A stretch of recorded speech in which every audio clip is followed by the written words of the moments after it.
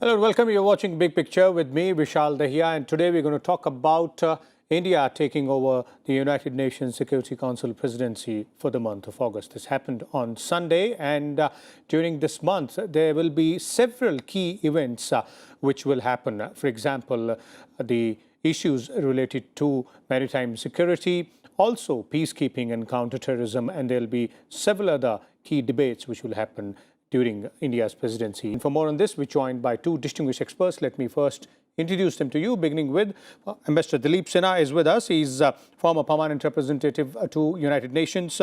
Also, Dr.Sreeram Chaulia is joining us, a foreign affairs expert. Welcome, both of you gentlemen. Let me bring in, Dr. Chaulia here as well. Dr. Chaulia, three key, issues on which key events will take place. One is maritime security, the other is peacekeeping and counter-terrorism. Now, counter-terrorism is really, really important.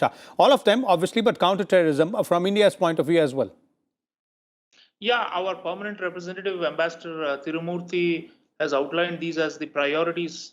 So as the president, we have this, special privilege of setting some key agenda items, as Ambassador Sinha was mentioning. So this is our priority for the month. And I think we have chosen them based on our national interests, but also current ongoing major threats to international peace and security. So it's a kind of a merger of the two. And from our own perspective, I think maritime security, we are saying that countering hostile, illegal, and dangerous acts at sea is something that has come up. Maritime crime, we want to merge it with the traditional issues of maritime security, which is like interstate rivalries. And remember, in Indian Ocean region, we are the net provider for maritime security and across the Indo-Pacific. And we are increasingly concerned about Chinese hegemonic behavior and attempt to browbeat smaller countries in this littoral space. So, of course, China remains a permanent member there. It's very much there in the Security Council.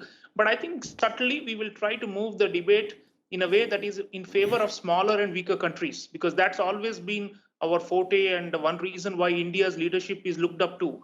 So definitely might is not right. And I think Dr. Jaishankar was also saying that we will uphold international law. And right now, rules-based order in the maritime space is a main point that many of us are advocating in the developing world, so that there's no hegemonic control over our legitimate coastal and exclusive economic zones and beyond in the high seas. On peacekeeping, yes, we are major contributors. You know that we have sacrificed more than 170 soldiers in UN peacekeeping missions over many decades. And I think the agenda we are emphasizing is protecting the protectors.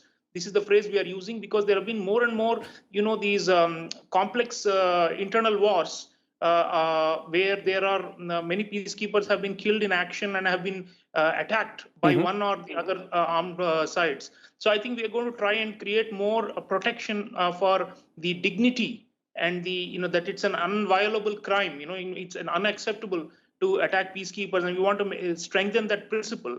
And counter-terrorism, you're right, this is, of course, our pet project, and it's very important that we have said we want to prevent efforts to dilute the focus on terrorism.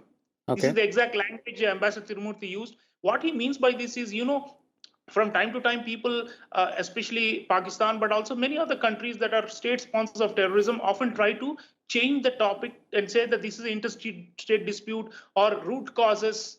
They try to divert the attention from the fact that terrorism is totally unacceptable and should never be condoned. So I think we will keep the focus on these issues so that the international community does not, deviate from this agenda. And this is in our best interest. But frankly, even the countries that are raising silly objections to these important issues or trying to shift the discourse, they themselves are at loss if these big issues are not countered. So we've got a big, agenda on the platter, and I think we have the credibility, and we have got the good alliances with all the P5 member countries, almost all of them except maybe China, with which we have adversarial ties right now. And then all the non-permanent members, the remaining 10 also, our networking has been good. So I think we will carry the whole council and show our genuine leadership qualities here. Okay. Dr. Chaulia, your views there on the issue of counterterrorism. You were earlier pointing out, how it is really important and it's significant, this entire agenda, when we're looking at it from India's point of view. But specifically, if you're looking at the issue of counterterrorism. Yeah, ISIS, of course, ISIS threat remains in many parts of the world, and there is going to be a debate and discussion on countering ISIS. There was a report generated by the UN on this matter and how to curb this menace on a global scale, the jihadist extremism. So that is, of course, a high priority for us, and we will definitely try to bring everybody around on the same page to support this, joint concerted multilateral action against terrorism. Terror financing, that's another thing we're going to raise and make sure, because while as we know there is a FATF process that's linked to the G20, but at the same time in the UN also we need consensus and some kind of unified action, because people are often skeptical and they say, what does the UN do on terrorism except issuing statements? So, it's always good to have some kind of an action plan and to move it forward. And by the way, nowadays we are seeing even in Africa, in Mozambique, there has been an ISIS resurgence. And there are also other parts of the world that are increasingly concerned about the rise of this jihadist menace. So it's not only India that's going to, push for this. And so I think on that sense, everybody agree. Even the Chinese agree they have a problem in Xinjiang, they think. So I think on that matter, in a way, countries like Turkey or Qatar and Malaysia and Pakistan have been, trying to create a nuisance value by saying, trying to relativize everything and create a sense that, we have to see what is the justification or the root cause. So I think we are going to challenge those kind of attitudes, and we'll want to have some kind of a, combined viewpoint on this, so that there is movement on this and also action. I think the UN, operates on the basis of regional organizations also. What happens in the Security Council General Assembly, then they delegate a lot of the functions and the implementation to regional bodies. So the African Union is very important here. Our coordination with ASEAN is important. With the, of course, SARC, unfortunately, is not so strong. But there are other regions, even the Europeans have been facing ISIS attacks. So there is a sense that, this is a permanent non-conventional threat to everyone's security. In some cases, these are also being supported by states. And that's where I think our point is not only to look at the non-state actors, but also the state-sponsored actors, because that is how we can attain, bring these under control. Because as long as these groups, even in Afghanistan, which Ambassador was mentioning, I'm sure the way the war is going, Security Council has to take up a matter of urgency that suddenly may come Indeed. up. So while we have a prior agenda, and we have been discussing that, there may be more ones that will come up. A lot of the fragile states are beset with terrorism. Afghanistan is, of course, the main one. Syria has been mentioned, Iraq, Somalia, Yemen, Mali, Central African Republic, Lebanon. This is global, and the nature of the threat is global. A lot of armed actors sometimes are proxies of other states from outside. That's what we have seen with Libya and Syria, especially in recent times, and what we are seeing also in Afghanistan. So I think it's very important we drive home the point and convince more people to come around to the view that, we have to tackle this is not a root cause issue. We're talking about the cause of terrorism is often the external hand, and that needs to be checked, and I think we'll be pushing for that kind of line. Chaulia, your views there on this issue of, reforms in the United Nations. When we're talking about these multilateral bodies, we need to also ensure that they work more effectively for the goodwill of the entire world.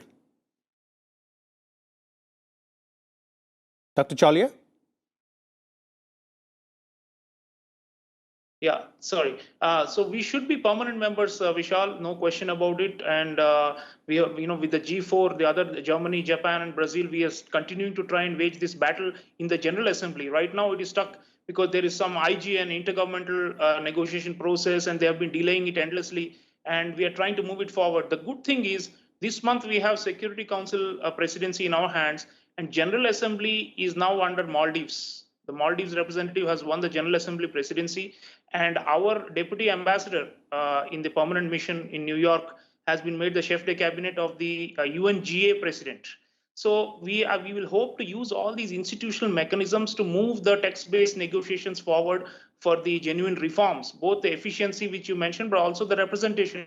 which is, the dire need of the time to expand the council. And one more thing, Vishal, we must appreciate about India, which Ambassador Sinha was mentioning.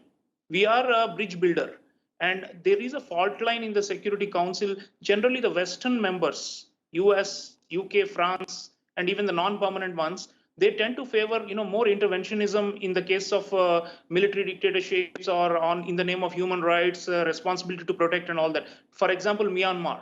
And in recent months, we have seen because we are there in the Security Council, we try to bridge on the other hand, China and Russia say no total non-intervention in internal affairs. We are totally against any kind of violation of state sovereignty. But people are suffering, right? In a country like Myanmar, there's a military dictatorship which is very harsh and repressive. So what do? India tries to find a middle path between Indeed. the two. That's one of our specialities, and that trend, I think we're going to continue using both the UNGA and the UNSC, where we have got levers now, and we have got institutional positions of agenda setting. We should try and use our creative diplomacy better, because ultimately that's what India is appreciated and looked up to in the international community. Okay, indeed, that is our status there and the importance of having India on the table there also. Thank you so much, Dr. Sreeram Chaulia and Ambassador Sinha as well, for sharing your views and inputs on this very important aspect.